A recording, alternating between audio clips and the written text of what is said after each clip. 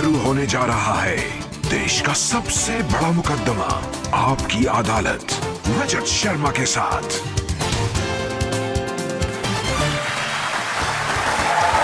नमस्कार, thank you.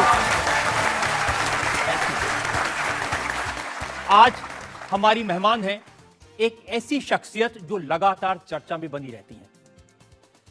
Film industry वाले उनसे कहते हैं हमारे पीछे क्यों पड़ी हैं, हम आपके हैं कौन।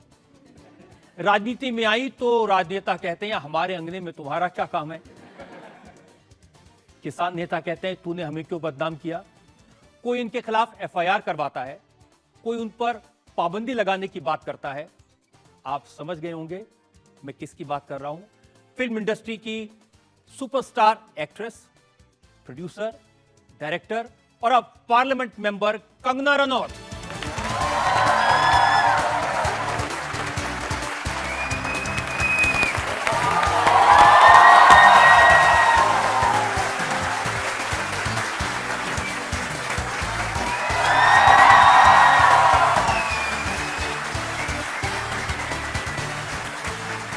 हमारे आज के जज भी बहुत खास हैं, पार्लियामेंट के मेंबर रह चुके हैं, उन्होंने दुनिया देखी है क्योंकि एक डिप्लोमेट रहे हैं और ज्ञानी हैं, बहुत सारी किताबें लिखी हैं। प्लीज वेलकम पवन वर्मा।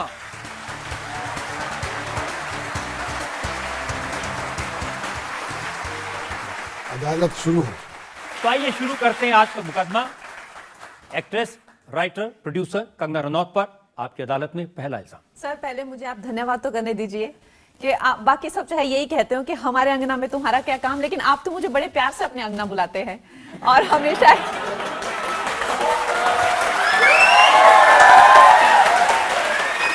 तो आपने ये तो बोला कि फिल्म इंडस्ट्री वाले कहते हैं कि हम आपके हैं कौन, और राजनीति वाले कहते हैं कि हमारे अंगना में तुम्हारा क्या काम। तो अपने अंगना पे मुझे बुलाने के लिए बहुत धन्यवाद। कंगना, जब पिछली बार आपकी अदालत में आप आई थी तो वो शो बहुत सुपरहिट हुआ था। आई थिंक एक पर्दे के सामने तो आपको एक डायरेक्टर होता है जो गाइड करते हैं, लेकिन एक इंटरव्यू में ये एक बहुत ही अहम हिस्सा होता है एक कलाकार की जिंदगी का, क्योंकि वो अपने पर्सनली उनके कितने सारे फैसेट्स होते हैं, लेकिन जो इंटरव्यूअर होते हैं वो उन पे पूरा डिपेंड करता है कि वो किस तरह से किन किन मुद्दों को चुनकर किस तरह से आपकी पर्सनैलिटी को निखार के बाहर लाते हैं।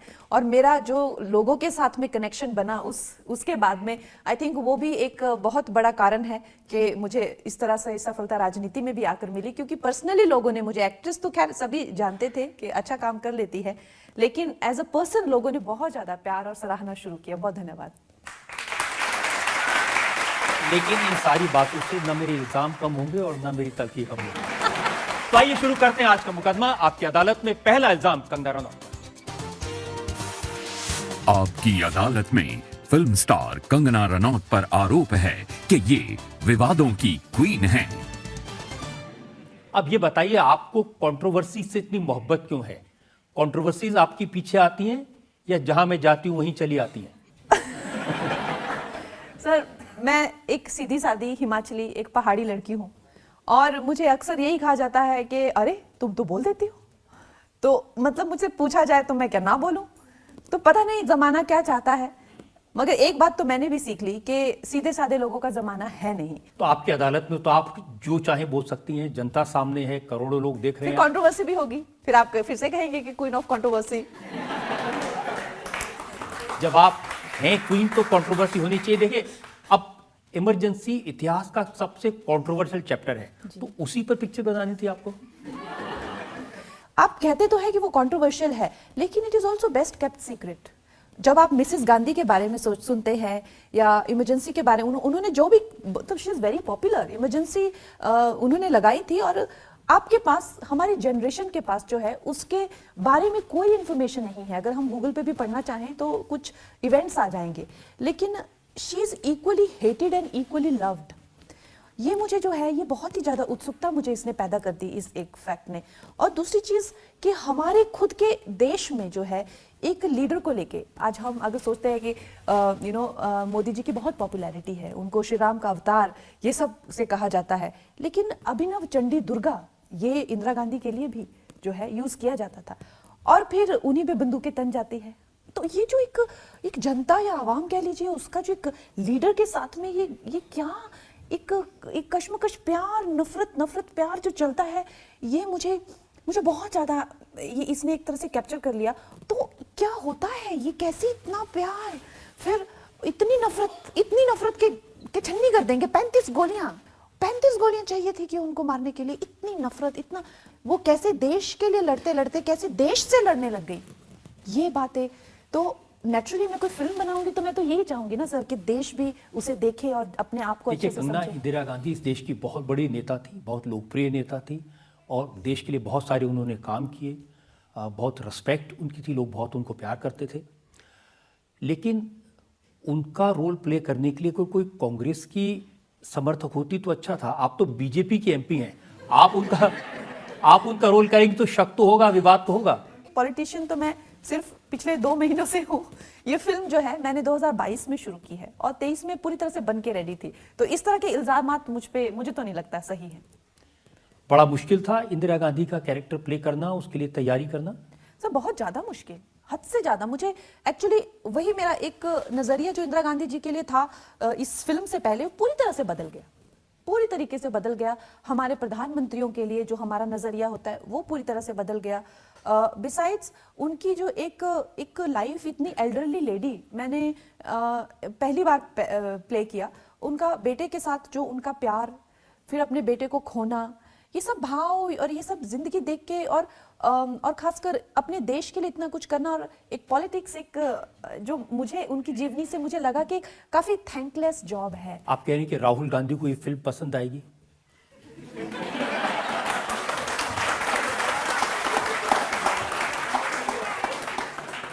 अब अगर वो घर जाके टॉम एंड जेरी देखते होंगे तो उनको कैसे समझ आएगी?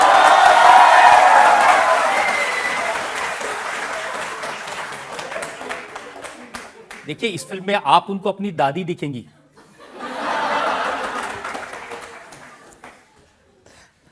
सर मेरा ये मानना है कि ये जो पूरी उनकी ये मनोवृत्ति है कि मैं जो हूँ, मैं यहाँ का राजकुमार हूँ और ये जो भारत देश है ये मेरी दादी का ये शासन का, ये सब उनको छोड़नी पड़ेगी। इस तरह की बातें अगर वो छोड़ेंगे नहीं तो एक कार्टून बन के ही रह जाएंगे हमेशा के लिए। क्योंकि आज जब हम अटल जी को देखते हैं तो क्या हम ये सोचते थे किसके बेटे बहन का क्या नाम है, ये क्या है वो, या हम मोदी जी को देखते हैं, किसी को भी, कोई भी नेता एक नेता होते, किसी की दादी, मासी, ये किस तरह की उनकी आइडेंटिटी है। उनके कई लोग हैं जो ये भी कह रहे हैं कि अपनी दुकान चलाने के लिए मेरी दादी बन गई, ये सब इस तरह की खैर नीची सोच। और उन्होंने मेरे बारे में बहुत ज्यादा कांग्रेस से, चाहे क्या इसके रेट है, क्या इसके भाव है, ये अपने जो रोजी रोटी हमारी दादी को यूज करके कमाती है, मैं तो कहती हूँ कि अच्छा है कि मैं भारतीय जनता पार्टी में हूं, नहीं तो मुझे खुद से ही घृणा हो जाती है इन लोगों के बीच में। यूथ कांग्रेस के लोगों ने तो केस किया आपके खिलाफ। मैं उनको कह रही हूँ कि आप आके ये फिल्म देख लीजिए, लेकिन वो देखना नहीं चाहते हैं, वो सिर्फ इस फिल्म को बैन करना चाहते हैं। इस देश में आप कैसी भी फिल्म निकाल सकते हैं, आप इस देश में किसी को कोई दिक्कत नहीं है, चाहे उसमें कितनी वायलेंस हो, चाहे उसमें महिलाओं को जो है बिल्कुल वस्त्रहीन करके जो है रेप किया जा रहा हो, चाहे खुली करोड़ों गोलियां दागी जा रही हो बिना लॉ एंड ऑर्डर, कभी पुलिस नहीं पहुंचती है। लेकिन अगर आप अपनी हिस्ट्री पे बेस्ड फिल्म, तो ये लोग सब खड़े हो जाते हैं कि ऐसा क्यों बनाया। लेकिन सिर्फ कांग्रेस के लोग नहीं, बीजेपी के लीडर हैं मनजिंदर सिंह सिरसा, उन्होंने कहा कि कंगना को या तो जेल में भेजना चाहिए या मेंटल हॉस्पिटल में। कितने नाराज हैं सर? मुझे लगता है कि उनका जो खुद का ट्रैक रिकॉर्ड है उसको देख के तो मुझे लगता है कि अगर वो मेरी फिल्म का, किसी भी फिल्म का एक भी शॉट कर लेना, लेके दिखा दें, तो मैं तो खुद ही अपनी फिल्म जो कभी रिलीज नहीं करूंगी। इतनी तो उनकी लियाकत और उनकी हैसियत है नहीं कि एक शॉट ले ले किसी फिल्म का। और मुझे वो कह रहे हैं कि इसको मेंटल हॉस्पिटल में डालो। आपने इस फिल्म में ऐसा दिखाया क्या है कि जो लोग इतना ट्रेलर देखकर ही आहत हो गए हैं? सर मैंने इस फिल्म में जो एक सच्चाई है, अब अगर हम एक हमारे पूर्व प्रधानमंत्री पे जो है एक फिल्म बना रहे हैं और उनकी जो असैसिनेशन हुई है, तो जाहिर सी बात है कि मैं ये तो नहीं दिखा सकती कि उन पे बिजली कड़की और वो चल बसी। तो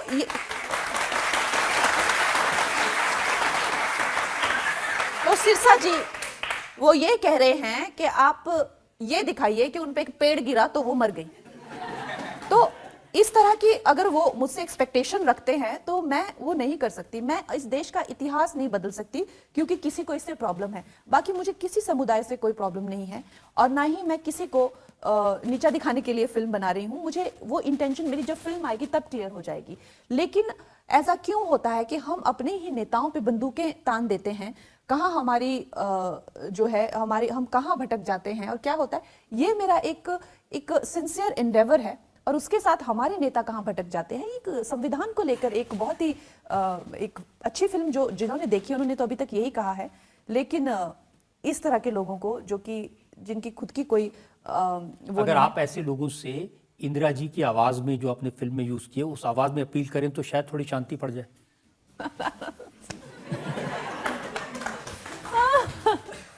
पर मैं रसल के बारे में बात बताना चाहती हूँ कि मैंने लाइफ में ऐसे जर्नलिस्ट या मीडिया पर्सन नहीं देखे जो कला को इतनी बारीकी से और इतनी बेहतरीनगी से जो है वो सच में है। ये हर वीकेंड पे जो मुगले आजम देखते हैं, हर वीकेंड ना जाने कितने दशकों से ये रोज हर वीकेंड में मुगले आजम देखते हैं। तो खैर हमें अच्छा लगता है। पर आप चाहते हैं कि मैं इन लोगों को अपील करूं? जी जरूर अपील करिए, या आप फिल्म का डायलॉग भी सुना सकती हैं। राजनीति में सही या गलत मायने नहीं रखता है। राजनीति में सिर्फ एक ही बात गलत है और वो है हार जाना।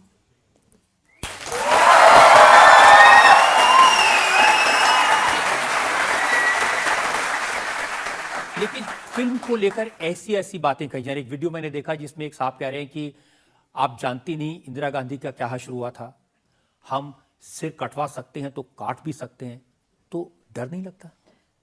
सर मुझे एक्चुअली ये बात भी once and for all clear हो जानी चाहिए कि जो लोग एक उनकी जो पुतले बना के, जो उनको गोलियों से छन्नी करके जो है उनकी एक तरह से रैलियां निकालते हैं और हमारे सोशल मीडिया पे भी इंदिरा गांधी जी की असैसिनेशन को जो है जिस गर्व से फ्लॉन्ट किया जाता है। तो मैं चाहती हूँ हमारे देश में इस तरह की बातें चलें जहां पे लोग बताएं किसी भी इंसान के अगेंस्ट इस तरह की वायलेंस क्या सही है क्या नहीं। ये लोग आज जो मुझे कह रहे हैं कि मेरी गर्दन काट देंगे और ये सब, अगर इन लोगों को बढ़ावा मिलता है तो क्या हमारे देश की सड़कों पे इस तरह की वारदातें इतनी कॉमन नहीं हो जाएंगी कि हर कोई फिर कुछ भी करेगा? तो क्या इन रादर देन मुझे चुप कराने की, जो कि बहुत लोग कोशिश कर रहे हैं कि मुझे चुप कराया जाए, तो क्या लगता है कि किसे चुप कराना चाहिए? मुझे चुप कराना चाहिए कि ऐसे लोगों को चुप कराना चाहिए? बिल्कुल ऐसे लोगों को चुप कराना चाहिए, इसमें कोई शक नहीं है। लेकिन कुछ इंस्टीट्यूशंस हैं जैसे एसजीपीसी है, उनको लगता है कि इस फिल्म में आपने सिख समाज का कैरेक्टर असैसिनेशन किया है, उनको तो आपको जवाब देना चाहिए।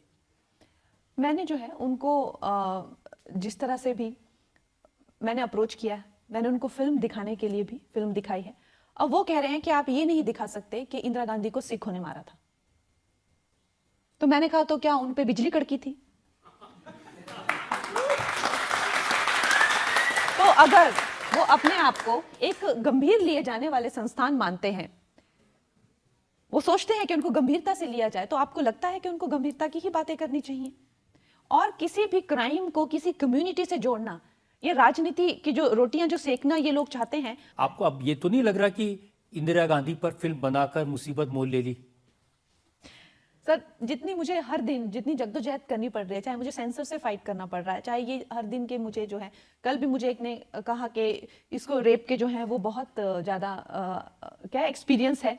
ये सिमरनजीत सिंह मान ने कहा, वो बात मैं मेंशन नहीं करना चाहता था। तो इस तरह की बातें आप सोचिए मेरी क्या मनोदशा होती होगी ये सोच के कि एक महिला एमपी होने के नाते, एक फिल्म मेकर होने के नाते अगर मुझे इस तरह की बातों को फेस करना पड़ता है, तो आप सोच सकते हैं कि बाकी महिलाओं की क्या दुर्दशा होगी इस देश में। आपने जयललिता पर भी फिल्म की थी, तब भी कंट्रोवर्सीज हुई थी? नहीं, जब मैंने जयललिता पे फिल्म की थी तब बिल्कुल भी कंट्रोवर्सी नहीं हुई थी। जिस तरह से उन्हें असेंबली में पकड़ के मारा गया था, उन्होंने खुद अपने इंटरव्यू में कहा हुआ है कि इस तरह के हैवी ऑब्जेक्ट्स जो है मुझ पे फेंके गए, उनकी साड़ी उतार दी गई, उनके बाल नोच दिए गए, उनकी बाल भी एक उन्होंने खुद अपने डिस्क्राइब किया हुआ है वो पूरा। तो हमने वो सीन पूरा शूट किया और वहाँ पे जो रूलिंग पार्टी है उन्होंने भी उन्हीं के वो वंशज हैं या जो भी है, उनके नाम भी लिए, सब कुछ हुआ। मैंने उन्हें आपकी अदालत में बुलाया था जब उन्होंने पूरी की पूरी बात डिस्क्राइब की थी, डिटेल में बताई थी। लेकिन उनको जब मैंने देखा था और आपको फिल्म में देखा तो बहुत सिमिलैरिटी थी। कैसे जयललिता जैसा लुक हासिल कर लिया? वजन भी आपका उतना नहीं है। नहीं सर, मेरा ना एक्चुअली मुझ पे बड़ी कृपा है, मुझे लगता है भगवान की। जब मेरे पास ये रोल आया तो मैं एकदम मतलब पहली बार ऐसा होगा, मैं शॉक में चली गई। डायरेक्टर और ये प्रोड्यूसर मेरे साथ बैठे और उन्होंने मुझे नरेशन दी, तो मैं उनको ऐसे देखूं कि क्या क्या बोल रहे हैं ये। तो लेकिन जो इस फिल्म के जो राइटर हैं वो मेरे मेंटोर हैं, विजेंद्र प्रसाद गारू जी, उनके लिए मुझे बहुत रिस्पेक्ट है। मैंने कहा सर आप क्या बोल रहे हैं, मैं डॉक्टर जे जयललिता प्ले करूं? तो कहते हैं yes, I want you to play doctor J Jayalalithaa. तो मैंने कहा एक तो सबसे पहले तो इतना बड़ा बवाल हो जाएगा कि आपको साउथ से कोई मिली ही नहीं, आप एक नॉर्थ इंडियन प्ले कर रही हैं, और ऊपर से हमारे कहते डोंट थिंक अबाउट एनीथिंग, ये सब तुम्हारे सोचने के काम नहीं है, ये हमारे सोचने के काम है, और तुम जो है ये रोल करो। और मैंने कहा लेकिन हमारे फेस में भी कोई सिमिलैरिटी नहीं है जय माँ के। और जैसे ऐसा कुछ कुदरती करिश्मा होता है और ऐसा कुछ, जैसे मैं उनका ध्यान करती हूँ या उनका मुझे आशीर्वाद मिलता है, मेरी पूरी शक्ल चेंज हो गई, मैं उनकी तरह लगने लग गई, पूरी मेरी शक्ल। कोई आपकी चाहे मुझे कहे कि आपका एंगुलर फेस है, उनका राउंड फेस था, ये वो हजार चीजें, आप नॉर्थ इंडियन, कुछ भी कुछ फर्क नहीं पड़ता है। तो ऐसा एक कला का जो एक, तो आपने वजन बढ़ाया, मेकअप से चेंज किया? वजन मेरा पहले भी बढ़ा है, लेकिन ऐसा नहीं हुआ कि मैं जयललिता जी जैसे दिखने लग गई। लेकिन मैं इसके लिए बहुत रोमांटिक हूँ, मुझे लगता है कि मुझे इन महिलाओं का आशीर्वाद मिलता है और ये जो है चाहती हैं कि मैं ये करूँ। मैंने हमेशा सोचा कि रानी लक्ष्मीबाई की कहानी कितनों ने बनाना की कोशिश की, लेकिन वो चाहती थी मैं बनाऊं। मैं इस चीज को लेकर थोड़ा एक रोमांटिक आइडियाज रखती हूँ। डॉक्टर जे जयललिता की कितनी उन्होंने चाहा कि कंगना में, मुझे लगता है कि इंदिरा गांधी भी ये चाहती थी कि मैं उनका ये रोल प्ले करूं, और मुझे कभी इच्छा नहीं थी कि मैं इंदिरा गांधी बनूं, मुझे कभी बिल्कुल इच्छा नहीं थी। ऐसा लगा कि जैसे मुझे मजबूर किया गया हो ये रोल प्ले करने। तो अब अगला नंबर किसका, ममता बनर्जी का या मायावती का?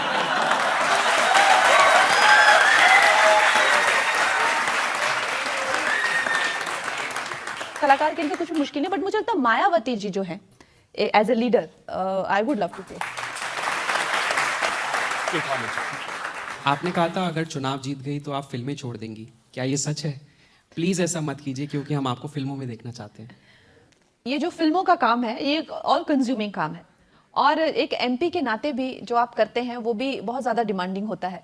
तो नेचुरली अब जब से मैंने ये राजनीति का काम संभाला है, मैं कुछ भी शूट नहीं कर पाई हूँ, एक भी दिन का मैंने शूटिंग नहीं किया है।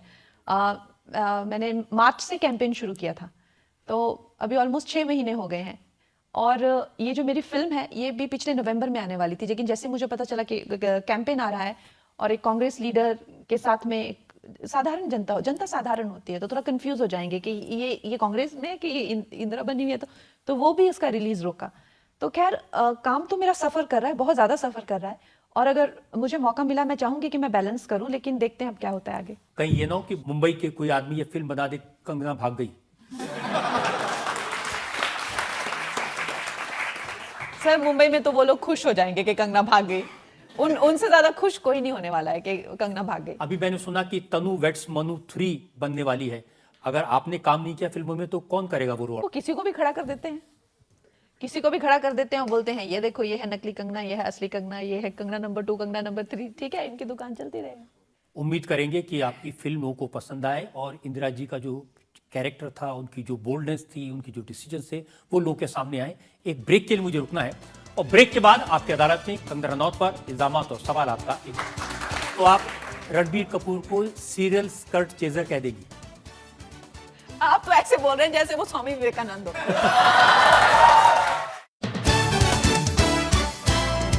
Welcome back. आपकी अदालत में आज हमारी मेहमान है सुपरस्टार कंगना रनौत। आपकी अदालत में अगला इल्जाम।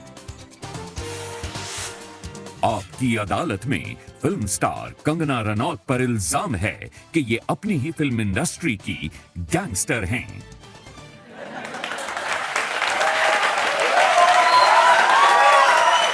आजकल आपका सिक्का चलता है फिल्म इंडस्ट्री में।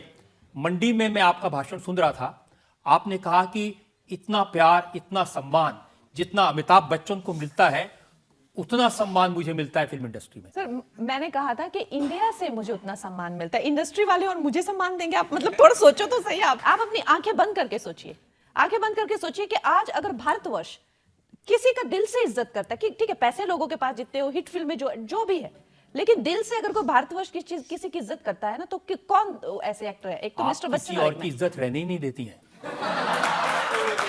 अब देखिए आपने, ये मुझे बहुत गलत इल्जाम है मुझ पे लग रहा है। मैं नहीं, आई विल नॉट। मैं आपको सुनाता हूँ, आप मुंबई फिल्म वालों के बारे में क्या कहते हैं। आपने कहा बॉलीवुड के लोग सिर्फ गाड़ियों, पैसों और पर्सेस की बात करते हैं, उनकी बातों का न सिर होता है न पैर। बॉलीवुड के लोग सिर्फ अपने बारे में सोचते हैं, वो पागल हैं, बेवकूफ हैं, स्टूपिड हैं, डम्ब हैं, और वो सिर्फ प्रोटीन खाते हैं, और इस तरह से उनका दिमाग भी खराब हो जाता है। सर नहीं, आप उनको डिफेंड कर रहे हैं, आप उनके, आपने ये कहा कि नहीं कहा? मैंने बिल्कुल कहा, और मैं इस पे बिल्कुल अड़िग हूं पूरे तरीके से। बॉलीवुड वाले आपको क्या लगता है कि कोई शेक्सपियर की बात करते हैं, या कोई बड़े आर्ट या कल्चर की बात करते हैं, या वो प्रिजर्वेशन ऑफ फोक म्यूजिक, या प्रिजर्वेशन ऑफ आर्ट, या टेक्नीशियंस राइट्स टू लाइफ, या किसी और तरीके की बात करते हैं? मुझे बताइए किस तरह की बातें वो करते हैं। अगर आप उन्हें मिलें तो वो गॉसिप, किसका फिर किसके साथ, और या तो वो गॉसिप करते हैं, या तो मैंने ये वॉच खरीदी, मैंने ये कार खरीदी, या मैंने ये ट्रीटमेंट कराया फेस पे, जो भी है वो सब, इस तरह की बातें होती है। अब उसे भी मुझे कसूरवार माना जाता है कि मैंने ऐसा क्यों कहा। मैंने वहां 20 साल गुजारे हैं, और वहां पे अगर पार्टीज में जाकर और इस तरह की जो मैंने, हाँ मुझे पता है कि आप वहां पे जब जाते होंगे तो आपके साथ वो जाहिर सी बात है अलग बातें करेंगे, वो आपके साथ प्रोटीन शेक की थोड़ी बातें करेंगे, आपके साथ स्किन ट्रीटमेंट की बातें थोड़ी करेंगे। तो पता है क्या है, लेकिन वो करते तो करें। आप करण जौहर को कहते हैं ये चाचा चौधरी हैं। सर क्या होता है ना कि जब आप, ऐसा नहीं है कि मैं जब 2006 में मेरी पहली फिल्म आई थी, ठीक है, 2014 तक तो मुझे किसी ने पूछा नहीं। तब मैं वहां बेचारी बड़ी टैलेंटेड है, इसका कुछ होता नहीं है, मैं सबसे जो बड़ी बेचारी थी। आप देख लीजिए, कभी आपने मेरा नाम सुना कि ये भाई कंगना एक खुराफाती है, ये है वो है? नहीं सुना आपने। 2014 में जैसे ही मेरी फिल्म क्वीन आई, तो मैं अनप्रोफेशनल, मैं वो, धीरे धीरे ऐसा लगा जैसे सब मुझे कॉर्नर करने लगे। फिर जब तन्नू वेड्स मन्नू आई और जिसने सफलता के सारे रिकॉर्ड तोड़ दिए, उसके बाद केसेस, साइको, खून पीती है, स्टॉकर है, इसको जेल में डालो, इसको ये अचानक से 10 साल बाद एक इंसान इतनी कैसे हो गया, वो साइको चुड़ैल विच बन गया वो। तो आप खुद सोचिए। तो इसका मतलब जब ये लोग मुझे चैन से नहीं रहने देंगे, जब ये लोग मुझे चैन से रहने देते थे, मैं भी इन्हें चैन से रहने देती थी। अब अगर ये मुझे चैन से नहीं रहने देंगे तो मैं भी इनकी नाक में दम करके रखूंगी।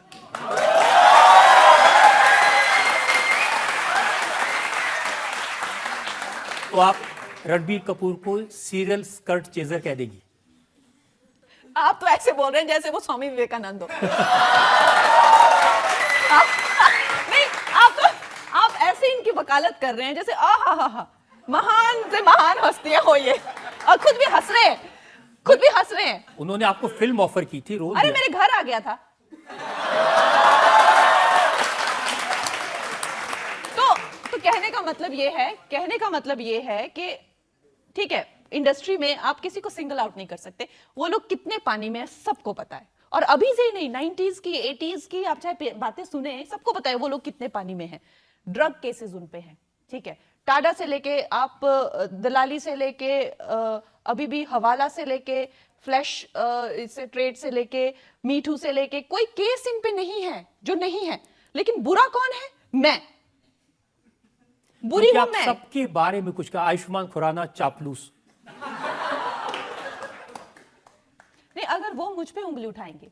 आयुष्मान खुराना का इंटरव्यू पढ़िए, जब वो सक्सेसफुल नहीं थे, उनका इंटरव्यू आया था कि मेरी रोल मॉडल कंगना है, ठीक है। अब उनको कुछ काम मिलने लगा, ये ऑन रिकॉर्ड उन्होंने कहा था, तो वो मुझे पे अटैक कर रहे हैं। तो क्या हुआ?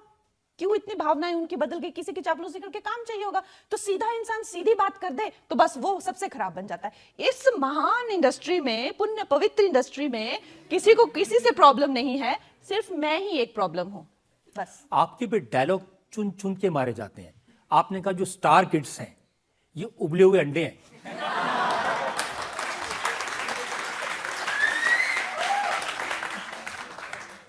सर देखिए क्या होता है ना कि एक जो लोग होते हैं, ठीक है, हम लोग स्क्रीन पे भी ना इस तरह के लोग देखना चाहेंगे जो धूप में गए हों, जिनमें किसी तरह का कोई कैरेक्टर, जैसे हमारे जो छोटे शहरों के बच्चे होते हैं, लड़के होते हैं, लड़कियां होती हैं, ये लोग अपने स्किन के ट्रीटमेंट करा करा के हद से ज्यादा, इतना ज्यादा उसको व्हाइटनिंग करके, इतना ज्यादा इंजेक्शंस लेके, इतना ज्यादा उसकी पीलिंग करके, हद से ज्यादा ये लोग उसको ग्लास स्किन बना के, अभी जैसे फॉर एग्जांपल जब मैं दत्तो का रोल कर रही थी तो मैंने अपना सारे स्किन ट्रीटमेंट, और फिर मिसेस गांधी के रोल के लिए तो मैंने एजिंग वाली चीजें जो मुझे चाहिए, जो मुझे उससे उस तरह की कर, ये सभी रोल के लिए जिम जाते हैं, ये सभी रोल के लिए जो है अपने फेस में वो बोटॉक्स भरवाते हैं। कोई भी इनका रोल हो, इनका मेकअप वही रहता है, बाल पीछे उड़ते रहते हैं।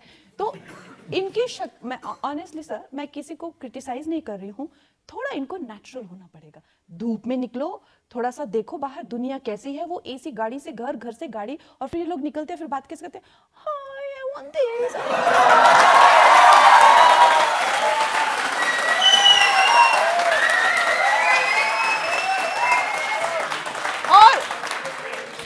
और सबसे बड़ी बात, जो लोग 40-40 साल के हो चुके हैं, जो लड़कियां 35-35, 32, वो स्टार किड्स, और वो बातें भी किड्स की तरह। सोचो एक 40 साल का आदमी किड की तरह बात करे, कैसा लगेगा आपको? और वो लड़कियां 30-30 साल की, वो भी किड बनी है, वो पिंक ग्लासेस उन्होंने हाथ में उठाए होते हैं, और जिनमें वो ना बच्चों की तरह रहती है।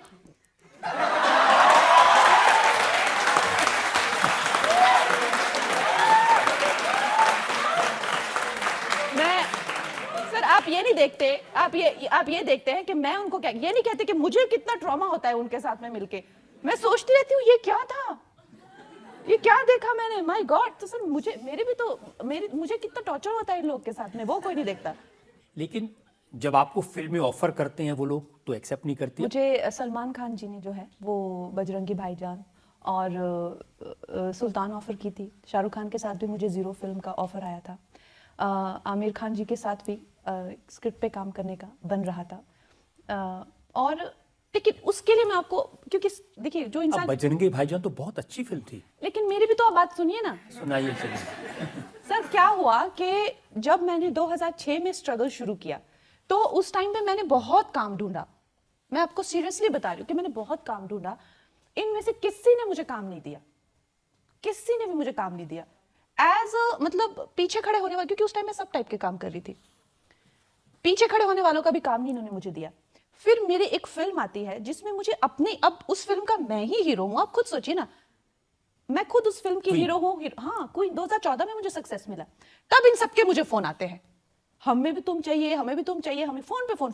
हर फिल्म इंडस्ट्री की मुझे ऑफर होती है। लेकिन अब ऑडियंस के साथ में मेरा ऐसा रिश्ता था कि वो लोग मुझे अब देखना चाह रहे थे। तो मुझे लगा कि एक मेरे लिए एक अलग अपॉर्चुनिटी आई है, जो शायद किसी महिला के पास आज तक नहीं आई होगी। हुई हैं ऐसी महिला, वैजंती माला जी थी या श्रीदेवी जी थी, तो वो लोग खुद अपने दम पे फिल्में करती थी। तो मुझे लगा कि अब मैं अगर किसी, देखो क्या होता है ना, कोई बड़ा ट्री के पीछे नीचे छोटा ट्री कभी भी नहीं उग पाता है, तो मुझे पता था एक फिल्म में आमिर खान मुझे थोड़ा ना वो अच्छी परफॉर्मेंस करने देंगे अपनी फिल्म में। खुद ही सोचिए, एक सलमान खान की फिल्म में जो है हीरोइन की क्या ही एग्जिस्टेंस होती है, क्योंकि Salman Khan is such a larger than life star.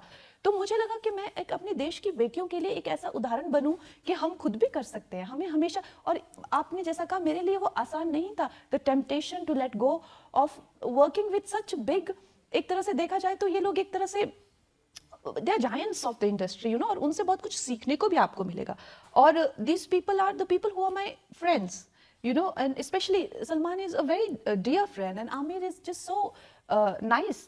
तो मैंने वो अपॉर्चुनिटीज खोई, लेकिन उसके पीछे मेरी एक स्ट्रेटेजी भी तो थी ना, कि हम महिलाओं को भी तो कुछ क्रेडिट मिलना चाहिए ना। सारे खान की स्ट्रेटेजी तो समझ में आ गई, आपकी क्या थी। अब अक्षय कुमार को भी आपने ना कहा, तो अक्षय कुमार मेरे को फिल्म ला रहे सिंग इज ब्लिंग। फिर एक और थी कोई उसी तरह की थी, तो खैर अब वो करते ही ऐसी फिल्में, तो क्या करेंगे। तो मुझे एक ऐसा मौका मिला एक लड़की होकर कि मेरे अपना अस्तित्व बना। सर हाँ, कितनी बेटियों को ये देश ऐसा मौका देता है कि वो अपना अस्तित्व बना सकी। तो मैंने अपना अस्तित्व बनाया, और फिर जितनी भी हमारी सशक्त महिलाएं हैं, जो आज देखिए चाहे वो कोई भी, अच्छा हमारी 3 टाइम्स प्राइम मिनिस्टर रही हैं, लेकिन हमें उनके बारे में कुछ पता ही नहीं है कि उनकी जिंदगी क्या थी, कैसा था, कैसे नहीं।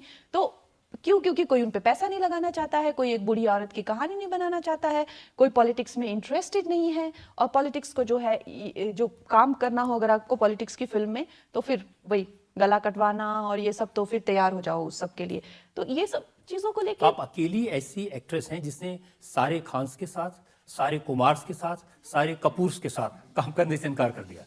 सर ये इसीलिए मैंने किया क्योंकि जनता, उससे पहले मैंने कहा ना मैं मांगती थी काम, ऐसा नहीं है मैं नहीं मांगती थी, भटकती थी, मैं देखिए दर दर फिल्म भटकती इंडस्ट्री थी। में तो चढ़ते सूरज को सलाम करते हैं। अगर आप सफल हैं तो सब आपके पीछे भागेंगे। हाँ, तो वो सूरज अब सबके ज्यादा चमक रहा है तो मैं क्यों फिर साइड रोल लूं?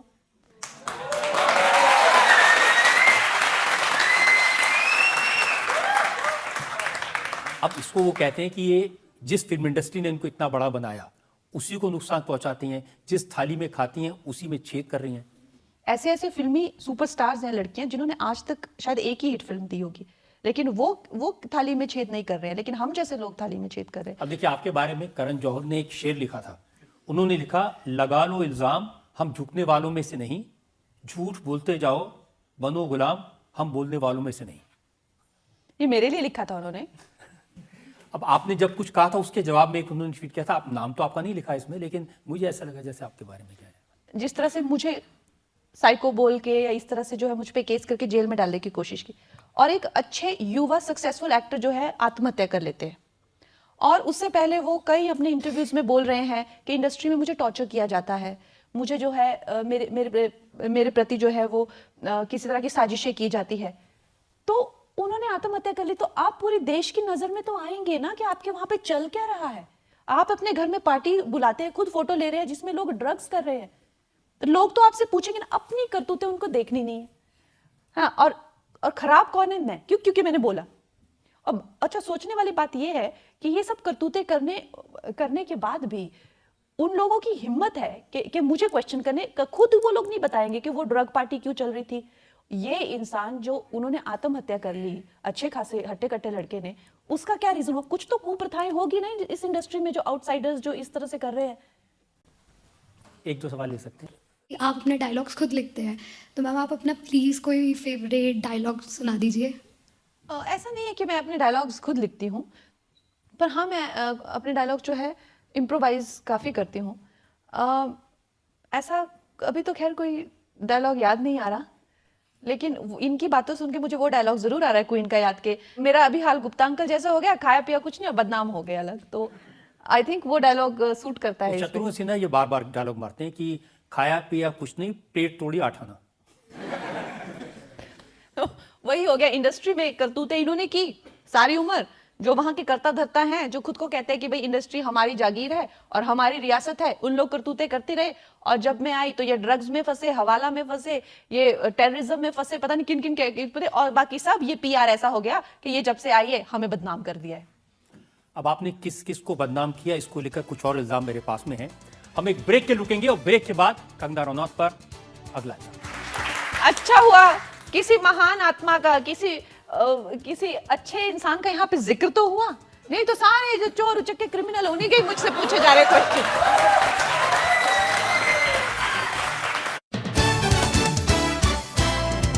Welcome back. आपकी अदालत में आज हमारी मेहमान है actor, producer, writer, director Kangana Ranaut. आपकी अदालत में अगला इल्जाम। आपकी अदालत में फिल्म स्टार कंगना रनौत पर इल्जाम है कि ये हर किसी से पंगा लेती हैं। देखिए सारे लोग कहते हैं, अब आप जिक्र कर रही थी सुशांत सिंह राजपूत का, आपने उनके नाम पर पूरी इंडस्ट्री से पंगा ले लिया। यस सर, पता है क्या है, मेरा एक फिलॉसफी है कि जब तक मुझे नहीं छेड़ोगे ना, मैं तुम्हें कभी छेड़ूंगी नहीं। अब मेरे सारे पंगे गिना दीजिए, मुझे पहले छेड़ा गया है। ये लोग खुद, जैसे पतंगे शम्मा की तरफ आते हैं ना जलने के लिए, ये खुद मेरे पास आते हैं, खुद मेरे पास आते हैं ये लोग। तो मैं ये कहना चाह रही हूँ कि मेरे जितने भी इन लोगों ने, आप मेरे को बताइए कि अगर इन लोगों ने मुझे टॉर्चर नहीं किया होता, अगर मुझे धमकाया नहीं होता, जेल में डालने की कोशिश नहीं की होती, लीगल केसेस नहीं किए होते, और एक दिन बैठ के वाकई में मुझे वो मोमेंट नहीं आया होता कि मैं आत्महत्या कर लेती, तो अच्छा था। और मैंने आपको ये बताया था यहाँ पे कि मुझे ऐसा भी सजेस्ट किया कि तू अब मर जाए तो अच्छा है। तो क्या आप भी तो ऐसी बातें, उद्धव ठाकरे मुख्यमंत्री थे, अब नहीं नहीं कोई सर, पानी में रह के मगरमच्छ से बैर थोड़ी करता है, आप कहती मेरा क्या उखाड़ लोगे? जो महाराष्ट्र में हुआ, मुझे गालियां दी गई, मुझे ओपनली गालियां दी गई, मुझे जो है हर तरह का अपशब्द बोला गया। मैं बचपन से ही जो भी है, मैंने कभी किसी से फेवर्स नहीं लिए, मुझे हरामखोर बोला गया। मैं जिस ईमानदारी से मैं अपनी जीवन जीती हूँ और जिस तरह से मैं अपनी मेरी जीवन शैली है, इस तरह की बातें मुझे पूरे समाज में के सामने बोली गई। आपने भी तो कहा कि मुंबई में डर लगता है, आपने कहा मुंबई पाक ऑक्युपाइड कश्मीर की तरह हो गया है। सर लेकिन जब एक, आप खुद सोचिए, आप मुंबई के हैं और 2 साधुओं की लिंचिंग की जाती है, सरेआम हत्या की जाती है, और आपका जो प्रशासन है, जो आपके पुलिस कमिश्नर मजाक उड़ा रहे हैं उनका, और किसी तरह का कोई एक्शन नहीं ले रहे हैं, तो आपको तो इस तरह की इनसिक्योरिटी होगी, क्योंकि हम भी ओपनली हिंदू हैं, तो हम लोगों को तो डर लगेगा। तो अगर मैंने डर लगा और मैंने ये बात कह दी, जो कि आई थिंक थोड़ा ज्यादा मैंने कह दी, तो क्या उनका ये नहीं बनता था कि कंगना आप ज्यादा बोल गए, but you are very safe in. अगर मैं कमिश्नर ऑफ पुलिस होती या मेरा प्रशासन होता, तो कोई बेटी अगर ऐसे चिंतित होती कि भाई साधुओं को पालघर में जो है सबने मिलके, क्राउड ने पत्थर से कूट कूट से मार दिया, पुलिस वहां पे थी, हवलदार वहां पे थे, तो आपको कहना चाहिए था कि ये बेटी को ऐसा लग रहा होगा लेकिन आप सुरक्षित है। लेकिन उन्होंने क्या कहा, ये हरामखोर। और क्यों लेते हैं वो मेरे साथ ये लिबर्टीज? क्यों? क्योंकि मैं कोई फिल्मी नेपो किड नहीं हूँ, क्योंकि मैं कोई राजनीति का नेपो किड नहीं हूँ, इसलिए मेरे साथ मुझे जिसको देखो गाली गलौज पे आ जाता है, जिसको देखो गाली गलौज पे आ जाता है। आप भी कम नहीं है ना। आप मुख्यमंत्री उद्धव ठाकरे से ये कह रहे हैं कि मैं तुम्हारी तरह अपने बाप की नाम और वेल्थ और पावर के ऊपर नहीं रहती हूँ। तो जब कोई इंसान, सर देखिए, आप ना मेरी चीजों को ना अच्छे से पेश नहीं कर रहे हैं, आई थिंक अच्छे से नहीं पेश कर रहे हैं आप।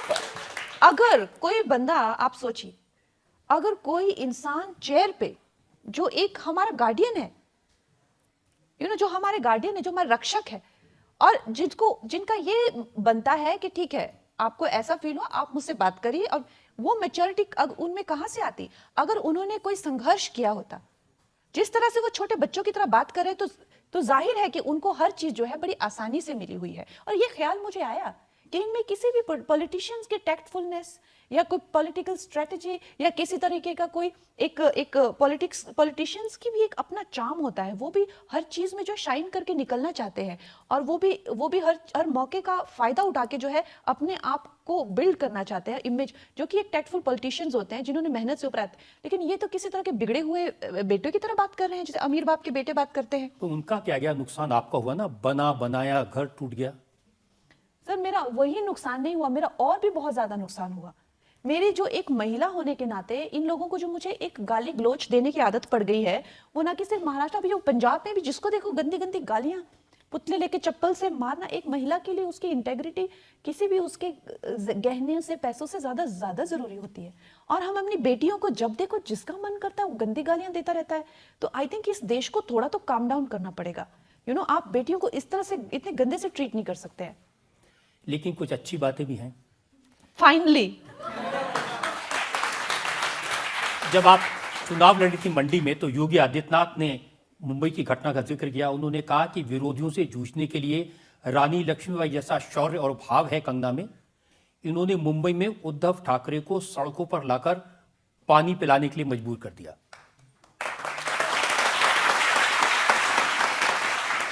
अच्छा हुआ किसी महान आत्मा का, किसी अच्छे इंसान का यहाँ पे जिक्र तो हुआ, नहीं तो सारे जो चोर उचक्के क्रिमिनल उन्हीं के ही मुझसे पूछे जा रहे क्वेश्चन।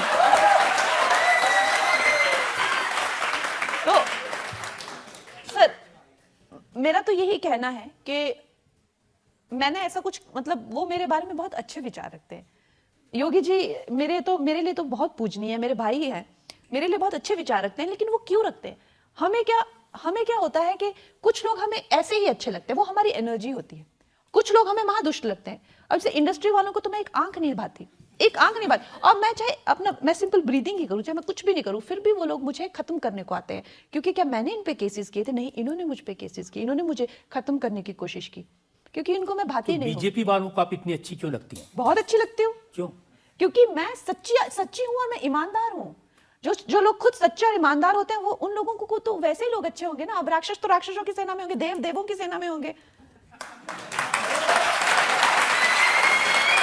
लेकिन मैंने सुना आजकल वो भी परेशान है। नड्डा जी आपसे कह रहे हैं कि कम बोलो, चुप रहो।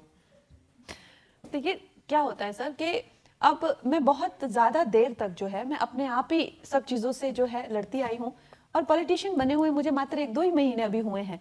तो अब इन हर चीज की जो जानकारी है पॉलिटिक्स की तो मुझे तो हो नहीं सकती। तो पार्टी के गाइडलाइंस मुझे आती हैं कि आप इस तरह से पार्टी की गाइडलाइंस पे चले, तो मुझे लगता है ये तो एक अपनी जॉब का एक हिस्सा होता है। लेकिन इस चीज को भी मेरे अगेंस्ट यूज किया जा रहा है। इसको तो फटकार पड़ी, इसको लताड़ा, इसको ये, इसको वो। क्या वो एक सीनियर की मुझे पार्टी गाइडलाइन भी ना दे? अब अजीब है। ये पार्टी की गाइडलाइन है कि आप किसानों को बलात्कारी कहें? ये पार्टी की गाइडलाइन है कि किसानों के बारे में आप इस तरह की कि वहां लाशें लटकी हुई सर देखिए आप कितना गलत मुझे पोर्ट्रे कर रहे हैं। मुझे पता नहीं ये कौन सी अदालत चल रही है। ये आपके शब्द हैं लिखे हुए मेरे पास में। आपने क्या कहा?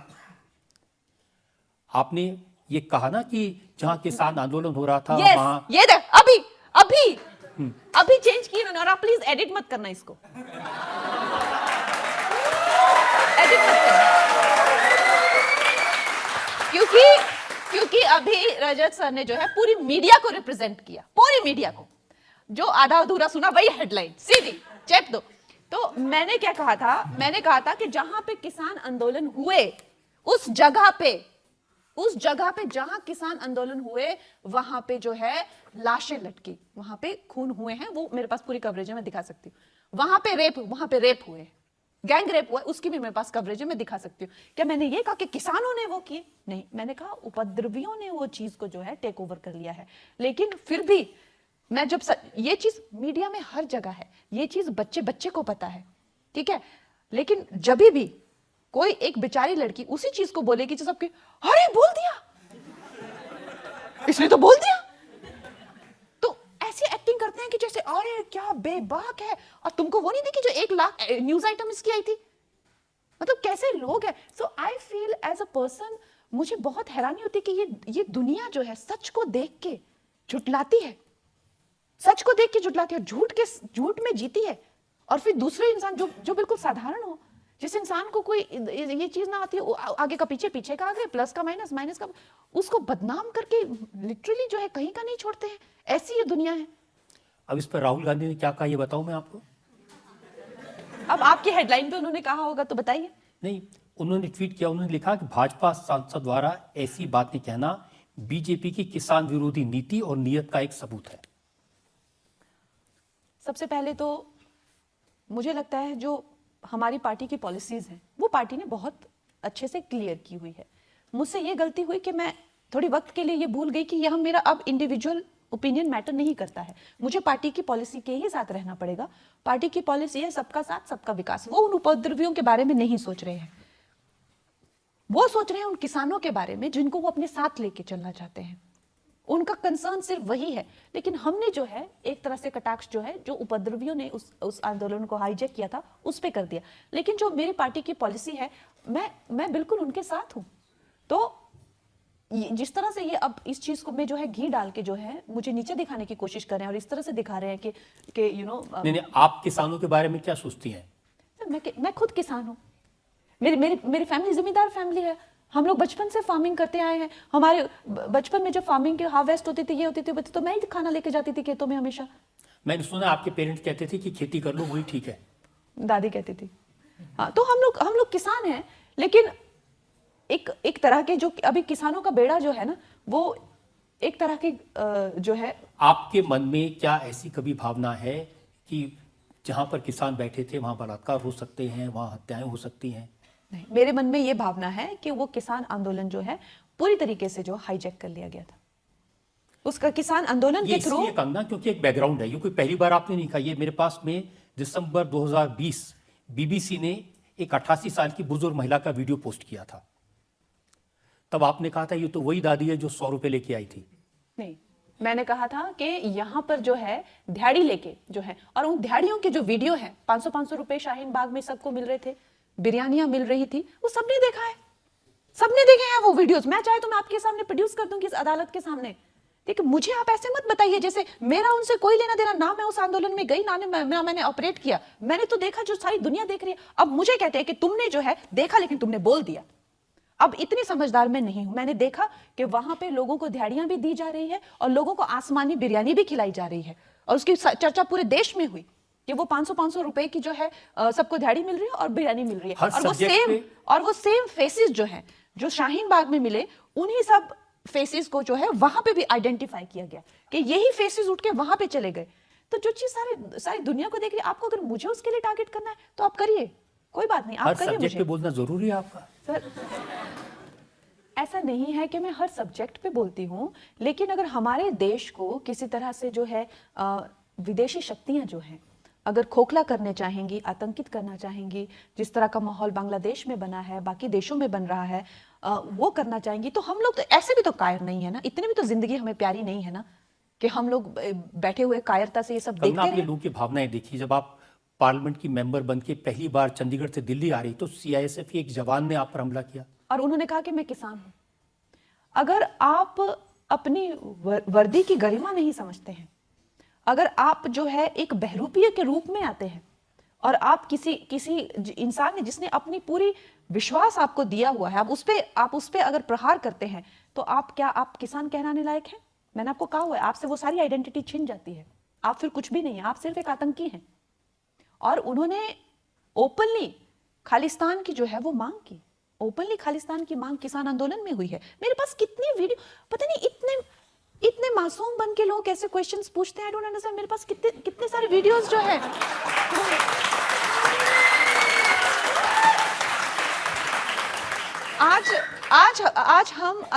आज हम अगर इस देश के टुकड़े होने दें, जो देश न जाने कितने लोगों ने, उनका हार्ट कंगना इस बात पर था, उन्होंने कहा कि मेरी माँ भी उस धरने में गई थी और ये कहना कि वहां 100-200 रुपए लेके 500 रुपए लेके गए थे, इस चीज से उनको तकलीफ हुई। लेकिन मेरे पास जो फोटो है, जो सेम शाहीन बाग के लोग और जो सेम यहाँ पहुंचे थे, उनके सेम फोटोज मेरे पास हैं। और अगर उनको कोई आपत्ति थी तो वो कोर्ट होता है और पुलिस स्टेशन होता है। अगर जो इंसान लॉ एंड ऑर्डर को समझ ही नहीं रहे हैं, अगर मुझे भी ऐसे सबको अपने स्कोर अगर सेटल रोड पे करने हैं, तो फिर सभी स्कोर सेटल करिए ना रोड पे। आप भी सेटल करती हैं। अब इस मामले में दिलजीत दोसांझ ने जब कमेंट किया तो आपने कहा ये करण जौहर का पालतू है। सर, सबसे पहले तो जो लोग इस देश का टुकड़े करना चाहते हैं, हम तो नहीं, देखिए हम तो फिर अपने होते हुए तो हम इस देश के टुकड़े होते हुए नहीं देख सकते ना, क्योंकि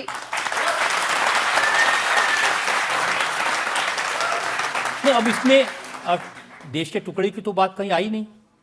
उन्होंने आपकी बात पर कमेंट किया, लेकिन आपने ये जो जवाब दिया वो और भी ज्यादा इंटरेस्टिंग है। आपने कहा, ओ चमचे चल, तू जिनकी चाट चाट कर। उसने क्या लिखा वो बताएंगे? वो भी बताइए ना आप। मैंने जो लिखा, मेरे जवाब बता रहे हैं, उसके तो बता नहीं रहे। मैंने बताया ना उसने क्या लिखा। नहीं, आप उसने क्या लिखा वो बताइए पहले। उसने लिखा, तूने जिन जिन लोगों के साथ फिल्म की, तू उन सब की पालतू है। उससे पहले क्या, पालतू से पहले उसने क्या किया था कमेंट? यही पहला कमेंट है, उसके पहले तो आपका कमेंट है। नहीं, पर नहीं, ऐसा कभी नहीं हो सकता कि मैं खुद जाके किसी से लड़ाई करूं। ये मेरा उसूल है, मैं इस उसूल पे चलती हूँ। अच्छा, सब तो मानते हैं कि सबसे पहले पंगा आप लेती हैं। नहीं, यही तो खरीदी पब्लिसिटी होती है लोगों की। मैं कभी पंगा नहीं लेती, कभी भी मैं किसी से पंगा नहीं लेती। पहला पंगा मेरे साथ लिया जाता है, लेकिन उसको खत्म मैं करती हूँ, तो लोगों को लगता है कि शायद मैंने शुरू किया था। इस तरह की भाषा का इस्तेमाल करना वो तो ठीक नहीं है ना। आप जवाब दे सकती हैं, आपका अधिकार है, क्यों नहीं। जो लोग आपको सिर्फ एक तरह से नीचा दिखा के या एक तरह से गंदी भाषा यूज करके, गंदी शब्दावली यूज करके डराना चाहते हैं, मैंने कभी लाइन क्रॉस नहीं की, तो उनको मेरा एक ही है कि मैं उससे डरने वाली नहीं हूं। अब देखिए, आपने जो लास्ट है आपका ही वर्ड है, आपने कहा कि तू जिनकी चाट चाट के काम लेता है, मैं उनकी रोज बजाती हूँ।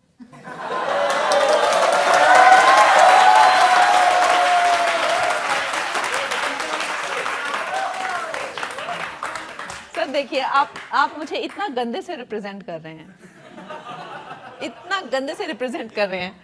उसके बता नहीं रहे वो उसने क्या क्या लिखा। उसने गंदी गालियां लिखी। वो जब आएगा तो उससे पूछूंगा ना। आप अच्छा, अब गालियों ऐसे थोड़ी होता है। अब कोई गालियां आपको दे रहा है, कोई आपसे अभद्र भाषा में बात कर रहा है, तो मैं क्या कहूंगी? No, you are not right. अरे हम भी तो गांव से हैं, हम लोग ठेठ हैं, बिल्कुल जैसे बात करेंगे वैसे जवाब मिलेगा, कोई कॉम्प्रोमाइज नहीं।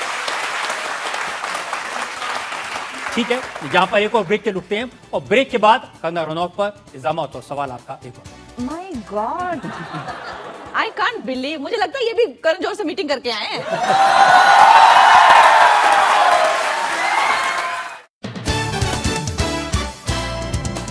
वेलकम बैक आपकी अदालत में। आज हमारी मेहमान है पार्लियामेंट की मेंबर कंगना रनौत। आपकी अदालत में अगला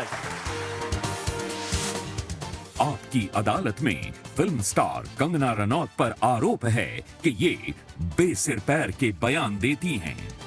हो ही नहीं सकता, हो अब ही नहीं देखिए, सकता। चुनाव के दौरान आपके खिलाफ जो विक्रमादित्य लड़ रहे थे, आपने उनसे कहा तुम्हारी वो दुर्दशा करूंगी कि सब्जी मंडी में सब्जियों के रेट भूल जाओगे।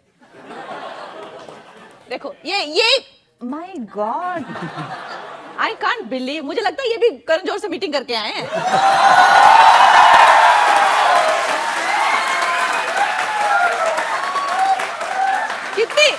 कितनी बड़ी साजिश का मैं शिकार हो रही हूँ यहाँ पे। वही हिसाब है कि हमें तो अपनों ने लूटा, गैरों में कहाँ दम था, मेरी किश्ती वहां डूबी जहाँ। ये जो है, मुझे जो है कांग्रेस की जो स्पोक्स पर्सन है, उन्होंने कहा था कि मंडी में क्या भाव चल रहे हैं, तो जिसको लेके मंडी की सारी महिलाएं और जनता बहुत ज्यादा एकदम शॉक में आ गई थी। तो मैंने ये कहा था, और किसी एक व्यक्ति विशेष के लिए नहीं, समस्त कांग्रेस पार्टी के लिए मैंने कहा था कि आप लोगों ने अगर मंडी की महिलाओं के बारे में ऐसे बात की तो सब्जी मंडी में जाके भाव, सब्जियों के भाव पूछना भूल जाएंगे। और ये कैसे प्रेजेंट कर रहे हैं? देखिए, इस बात को मैं और क्लैरिफाई कर देता हूं। अच्छा, ये कोई बेसलेस बात है क्या? कैसे बेसलेस बात है? कांग्रेस की स्पोक्स पर्सन ने कहा था क्या भाव चल रहा है मंडी में, कोई बताएगा। मेरा और फोटो इसके लगा साथ के। आपकी फोटो थी, और जो तस्वीर जो लगाई थी वो मैं चाहता हूं लोग देख लें। वो तस्वीर मेरे पास में है। ये वो तस्वीर है जो उन्होंने लगाई थी, जिसका जिक्र आप कर रहे हैं। आपकी बात ठीक है, पहले मैंने आपको आधी बात बताई थी। देखा, ये मीडिया वालों, और मैं आपको कह रही हूँ कि मेरी जितनी भी इमेज और पर्सनालिटी खराब की हुई है ना, ये सब मीडिया वालों का ही काम है।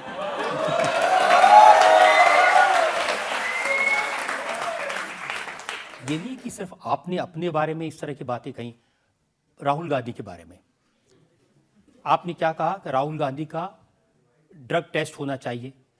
मैं जब पार्लियामेंट में गई पहली बार, तो नेचुरली मेरे लिए सब बहुत ही नया था। और वहां पे जब उन्होंने पहली स्पीच दी, और जो मैंने अपने आप उसका मैंने खुद साक्षात उनको वहां पे देखा, आप यकीन नहीं कर सकते कि वो एक क्या माहौल उन्होंने बनाया। सब भगवानों की फोटो लगाई, अपने माथे पे चिपका रहे हैं, कोई ये उड़ा रहे हैं, कोई वहां उड़ा रहे हैं, और कोई एनालॉजीज बना रहे हैं जो उनसे बन नहीं पा रही, बिल्कुल कुछ नहीं उनसे हो पा रहा है। और उसके बाद में वो कहते हैं, सब दुनिया भर का वो करके कहते हैं कि जितने भी भगवान हैं सब के सब कांग्रेस का चिन्ह लेके चले हुए हैं, ये वाला। सबको उन्होंने अपना ब्रांड एम्बेसडर बना दिया कि सारे भगवान जो हैं हमारे ब्रांड एम्बेसडर है। और फिर उसके बाद में बड़े खुश हो गए। फिर उसके बाद में कहते, मैं जो हूं मैं शिव जी की बारात हूं। और उसके बाद में जो वो नीचे बैठे तो एकदम ऐसे बैठे, बिल्कुल बिल्कुल ऐसे बैठे। और फिर ऐसे हुए तो फिर वो हिले ही ना। तो फिर मैं उनको देखूं, मैंने कहा कोई जाके इनको चेक करो, इनको क्या हो गया। पर फिर खैर इस तरह के ख्याल तो हमारे दिमाग में आएंगे कि वो क्या है वो। तो नेचुरली मैंने ये नहीं कहा कि वो ड्रग्स करते हैं, मैंने कहा एक टेस्ट होना चाहिए। हाँ, और उसके बाद फिर आपने कहा कि राहुल गांधी खतरनाक हैं, बिटर हैं, कड़वे हैं, पॉइजनस हैं, जहरीले हैं, डिस्ट्रक्टिव हैं, विनाशकारी हैं। ये तो सारा देश कह रहा है। देखिए, जिस तरह से करतूते वो करते हैं, चाहे वो विदेश जाते हैं, और विदेश में वो कहते हैं, ओपनली कहते हैं कि we want America to interfere with India's internal politics. क्यों, हमारे यहाँ पे डेमोक्रेसी नहीं है क्या? वो ओपनली जो है स्टॉक मार्केट को बैठ जाते हैं कि यहाँ पे मैं ये एक्सपोज कर दूंगा। वो पूरा उनका ये रहता है कि मैं जो है कहीं ना कहीं कुछ ना कुछ करके दे। चाहे वो जाति की बात हो, चाहे वो हिंसा की बात हो, वो हमेशा देश के टुकड़े कराने में लगे रहते हैं। तो वो जो एक बिगड़े हुए घर के बच्चे जो होते हैं कि अगर हमें ना मिले तो ये जल जाए, तो ये जो देश है उसको वो बिल्कुल खत्म करने पे लगे हुए हैं कि अगर मैं प्रधानमंत्री नहीं बन सकता तो इस देश की चाहे अर्थव्यवस्था हो, चाहे वो बॉर्डर्स हो, चाहे वो सिक्योरिटी हो, चाहे वो आर्थिक स्थिति हो, ये सब खत्म हो जानी चाहिए। इस तरह के करतूते करते हैं।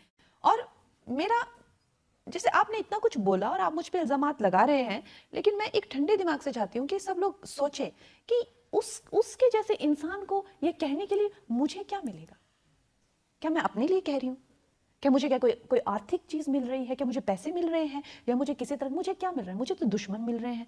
सुप्रीम कोर्ट से ऑलरेडी उन्होंने मुझे आपको नोटिस पार्लियामेंट की मेंबरशिप मिल रही है, ये सब कहने पार्लियामेंट की मेंबरशिप। सर देखिए, मुझे जो है, मैं देश के लिए ये कह रही हूँ। पार्लियामेंट वालों ने तो मुझे ऑलरेडी कहा कि तुम मत बोलो, तुम ना ही बोलो तो अच्छा है। तो उन्होंने तो मुझे ऑलरेडी ये कहा हुआ है। मैं देश के लिए ये कहती हूँ कि मैं अपने किसी हक के लिए कह रही हूँ, अपने किसी अधिकार के लिए कह रही हूँ, और मेरी पार्टी का जो स्टांस है उसको बताने के लिए बहुत सारे लोग हैं, बहुत सारे लोग हैं, बड़े अच्छे से बताते हैं। वो लोग मुझे स्पोक्स पर्सन नहीं बनाए हुए हैं अपना। तो ये भी कहना कि मुझे टिकट मिल गई, टिकट मुझे बहुत पहले भी और कांग्रेस से भी आई थी और यहाँ से भी आई है। मुझे मेरी खुद की फैमिली की हिस्ट्री है कांग्रेस लीडर्स की।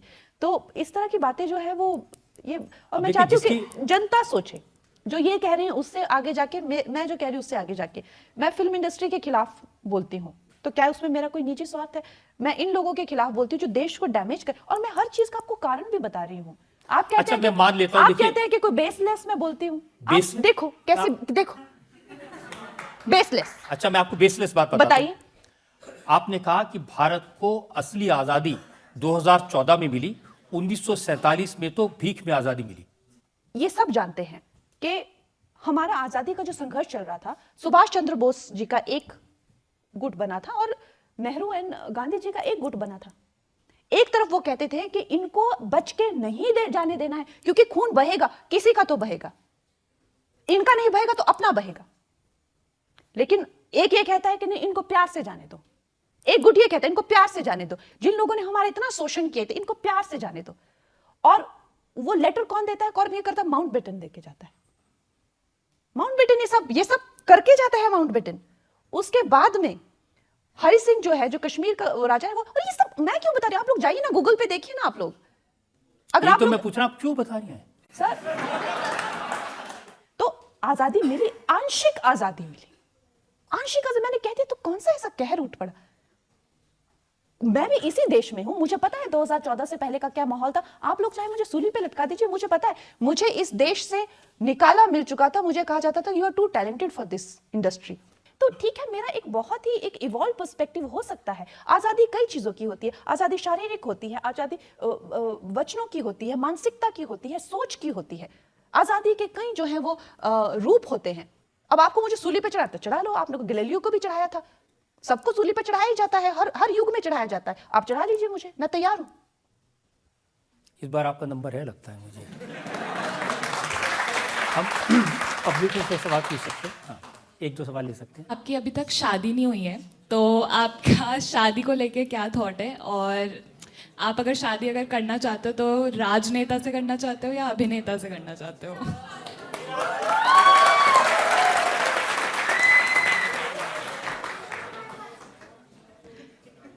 क्या कहूं मैं अब इस बारे में? देखिए, मेरा शादी को लेके बहुत अच्छे ख्याल है। मैं ऐसा नहीं सोचती कि शादी नहीं होनी चाहिए या आप इतने सशक्त हो जाते हैं तो आपको शादी। मुझे लगता है कि हर एक को कंपेनियन की जरूरत होती है, हर एक का कंपेनियन होना चाहिए। और मेरे परिवार को लेकर भी मेरा बहुत कंजर्वेटिव, जो कन्वेंशनल होते हैं, जिस तरह से मेरे मम्मी पापा का रिश्ता रहा है, मुझे लगता है कि बच्चे होने चाहिए। ये सब मेरे ख्याल है। लेकिन अब लोगों ने इतना बदनाम करके रखा है, मेरी शादी नहीं होने देते हैं, मुझे जो है कोर्ट केसेस इतने आ जाते हैं। जब भी किसी के साथ मेरी बात बननी शुरू होती है तो पुलिस घर पे आ जाती है, उठा के ले जाती है, समन्स आ जाते हैं। एक बार तो मतलब सास ससुर, होने वाले सास ससुर भी मेरे घर पे थे और बाहर जो है वो समन आ गए, तो फिर भाग गए। तो एक ये भी उसका एक साइड इफेक्ट है। मैं मजाक कर रही हूँ, मजाक। इस अच्छे नोट पर हम एक ब्रेक ले लेते हैं और ब्रेक के बाद सुनेंगे आपकी अदालत में आज के जज पवन वर्मा का फैसला कंगना रनौत के मुकदमे में।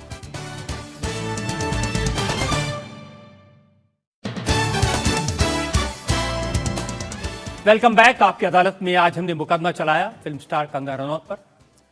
उनसे पूछा उनकी फिल्मों के बारे में, उनकी नई फिल्म इमरजेंसी के बारे में, उनके पॉलिटिकल करियर के बारे में, उनके विचारों के बारे में, और सबसे बड़ी बात फिल्म इंडस्ट्री को लेकर उनकी बेबाक बातों के बारे में। अब वक्त है आपकी अदालत में आज के जज डिप्लोमेट पवन वर्मा के फैसले का। कंगना जी, मैं आपको एक बेहतरीन अदाकारा समझता हूँ, वो आज भी साफ जाहिर था। आपको एक प्रतिभाशाली अभिनेत्री मानता हूँ, मैं उसकी प्रशंसा करता हूँ। आपका बेबाकपन, आपके जज्बात आपका करेज ऑफ कन्विक्शन, आपके आत्मविश्वास, इन सब चीज़ों का मैं प्रशंसक हूँ। आप कंट्रोवर्सी में फंसती हैं, उसके लिए मैं आपको दोषी नहीं मानता हूँ। बिल्कुल, धन्यवाद।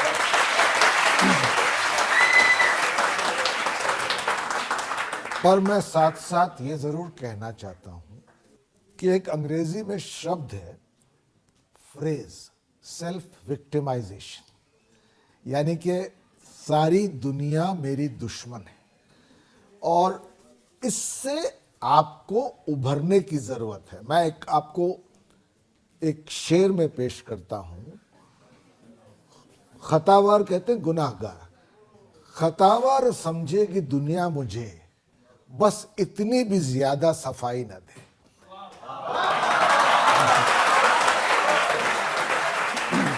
मैं आपको दोषी या निर्दोषी करार करना नहीं चाहता, पर आपको कुछ हिदायत जरूर देना चाहता हूं। नहीं, पर आप पहले ये बताइए कि मेरी जो स्टेटमेंट्स है वो बेसलेस होती है। मैंने हर एक स्टेटमेंट का बेस प्रेजेंट किया है।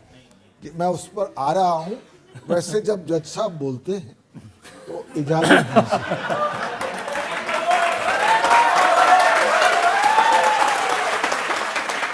क्योंकि मैं ये नहीं चाहता कि किसी भी वजह से मैं भी दुश्मनों की गिनती में आ जाऊं। वो मुझे ज्यादा लग रहा है इनका, ये खुद बच के निकलना चाह रहे हैं, अपना पल्ला बचा के निकलना चाह रहे हैं।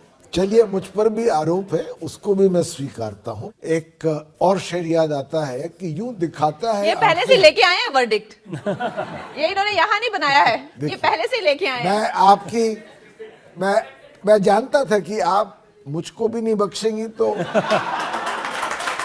अब अगली बार आपने मुझे टोका तो कंटेम्प्ट ऑफ कोर्ट। मैं ये कह रहा था आपसे, और ये मैं किसी द्वेष से नहीं कह रहा हूं। शेर ये था कि यूं दिखाता है आंखें मुझे बागबां, बागबां कहते हैं माली को जो बगीचे को रखवाली करता है। यूं दिखाता है आंखें मुझे बागबां, जैसे गुलशन पे कुछ हक हमारा नहीं। आपने माना तो कि बागवान है, बस वही बात है। तो इसलिए मेरी बस आखिरी बात मैं ये कहना चाहता हूं कि आप अब एमपी हैं, आप सार्वजनिक जीवन में हैं, तो थोड़ा सा प्रयास कीजिए कि संतुलन हो, आपके शब्दों में संयम हो। आप पार्टी की भी एक प्रतिनिधित्व कर रही हैं। आप हमेशा पूर्वग्रह से ग्रसित न हो, और कभी कभी जैसे मिसाल दी अभी वकील साहब रजत ने, हल्की वाणी से बचिए।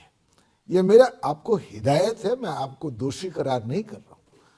और अंत में मैं कहता हूं आपसे कि दोस्ती जब किसी से की जाए, दुश्मनों की भी राय ली जाए।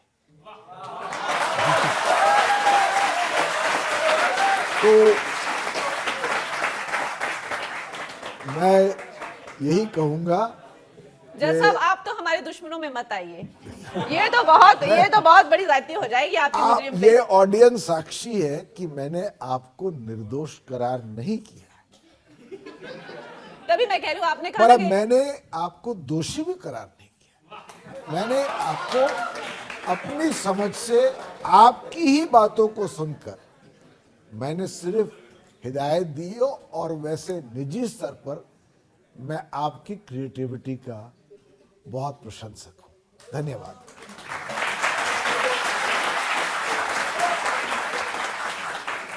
मेरा तो ये कहना है कि कंगना रनौत ने जिस तरह से लोगों को एंटरटेन किया है, पूरी दुनिया में लोगों के दिल जीते हैं, हमारे जज साहब का दिल भी जीता है।